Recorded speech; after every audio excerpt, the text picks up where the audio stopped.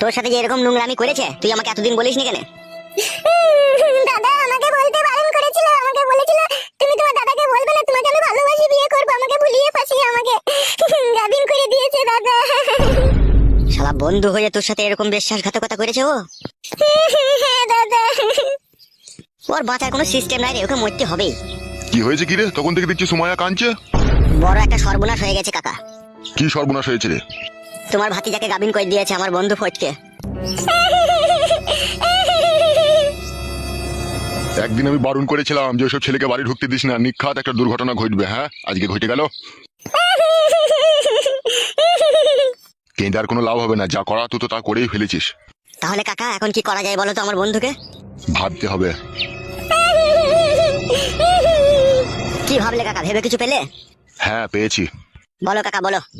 তোর বন্ধু ফটকে আমাদের ঘরের মান সম্মান ইজ্জত ধুলোর সাথে মিশে দিয়েছে। হ্যাঁ কাকা, সে তো দিয়েছেই, তাহলে এখন কি করবো কাকা? এখন একটাই উপায় আছে বেটা। বলো কাকা বলো।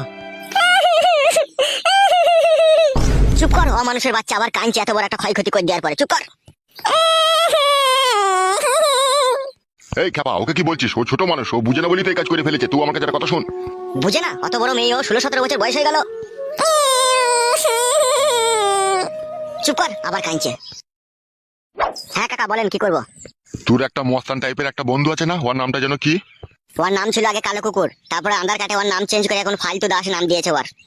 আচ্ছা যাই হোক, তুই এই সমস্ত ঘটনাটা তোর বন্ধুকে জানা, ঠিক আছে? হ্যাঁ তারপরে যেমন করে হোক ওকে ক্লাবে নিয়ে যাওয়ার চেষ্টা কর। বেশ। তারপরে? তারপরে হচ্ছে লাউরা, টাকার মার সব থেকে বড় মার, ঠিক আছে? ওকে টাকার মার দেবো। জরিমানা করবে নাকি কাকু? হ্যাঁ রে, এত বড় যখন একটা সর্বনাশ করে ফেলেছে তখন তোকে জরিমানা করতেই হবে। হ্যাঁ হ্যাঁ কাকা, ওইটাই সব থেকে ভালো হবে।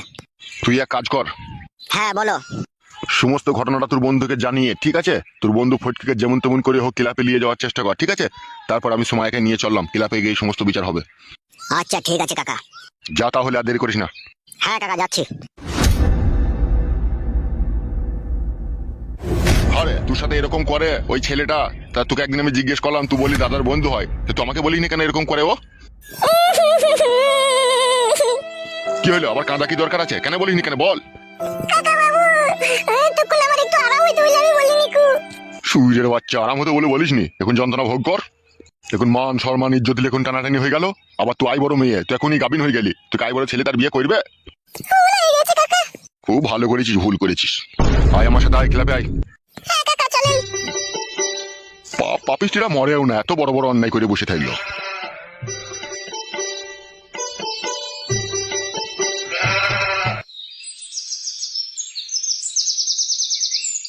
শোন বাবা, পাই তো তোর মুখে 26 বছর বয়স হয়ে গেল, এবার তুই বিয়েটা করে নে বাবা। মা তোমরা কেন বুঝতে পারছো না বলো তো? আমার এখন বিয়ে না করলেও চলবে গো। তাই বললে হয় বলা, বিয়েটা কর, অনেক বয়স হয়ে গেল যে তোর। দিন দিন বয়সের সংখ্যা বাড়তে থাকলে তোর লেগে রায় বড় মেয়ে পাবো, তখন তো বিধবা মেয়ে খুঁজতে হবে আমাদেরকে। বেশি কেলিও না তো বাবা তুমি। বয়স হোক, আমি বিধবা মেয়েকে বিয়ে করবো, অত তোমাদেরকে ভাবতে হবে না আমাকে নিয়ে। ছোড়া কেমন যে দুম করে এক চর মারি। বেশি কেলাকেলিটা খুব খারাপ জিনিস। শিয়ানা ছেলে এরকম কথা বলছো কেন তুমি? করবে বললে তো বিয়ে। ও যখন বিয়ে করবে, লাতিন পুতিন হইতে হইতেই আমাকে শ্মশানে গিয়ে শুইতে হবে মারা। লাতিন পুতিনের আর মুখ দেখা হবে না। অত না দেখলেও হবে তোমাকে। বাপ শোনা, আমার রাগ করে না বাবা, তোমার ঠিকই বলছে। তুমি বিয়েটা করলে আমারও তো বাড়িতে নাতনি পুতনি আসবে, তাদেরকে নিয়ে খেলা করতে পারবো, আমাদেরও তো মনটা শান্তি হবে, হবে না বাবা বলো? এই নিয়ে তোমরা কোনো চাপ নিও না, ভালো সুন্দরী মেয়ে পেলে আমি বিয়ে করে নেবো। ফালতু বন্ধু, ও ফালতু বন্ধু, আয় আয় ভিতরে আয়। কি ব্যাপার, হঠাৎ তোমাদের বাড়িতে?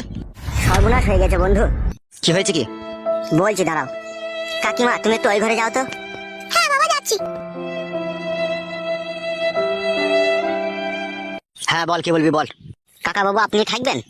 তা বল, চলে গেছি আমি। ওই বাবা থাকুক লে, কোনো অসুবিধা নাই, বল কি হয়েছে? আমাদের বন্ধু ফটকে চরম সর্বনাশ করে ফেলেছে। কি বলছিস এসব?